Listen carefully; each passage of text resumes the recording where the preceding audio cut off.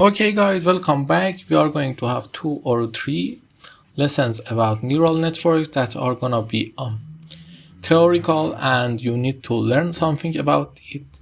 The neural network is a network made of neural that it's made on the human being neural network architecture. It's made from the human being neurons. As you can see, let me find a great picture. Neural network architecture with human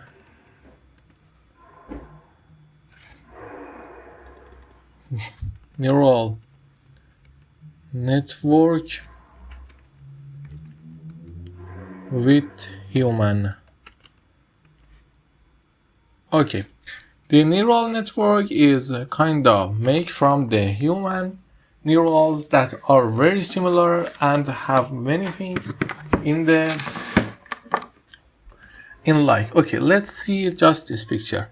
As you can see, the human neural is made from 3 parts. Part 1, let's call it part 2, and part 3.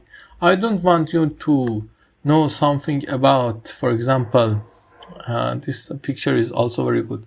Something about the human biologically and something like this. We just want to work on it. Okay, let's see. This picture is a good picture.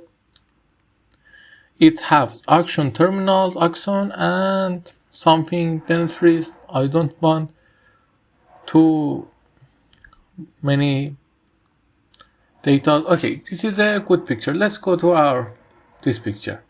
As you can see, the neural of the human have 3 parts, 1, 2, and 3. Let's call it like this for now.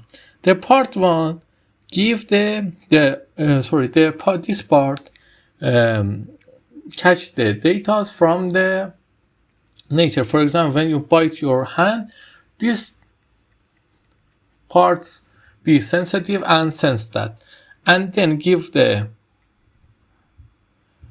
message to this axon, and this axon by electricity send the message to these terminals, and these terminals send the message to another neural, and like this our neural work.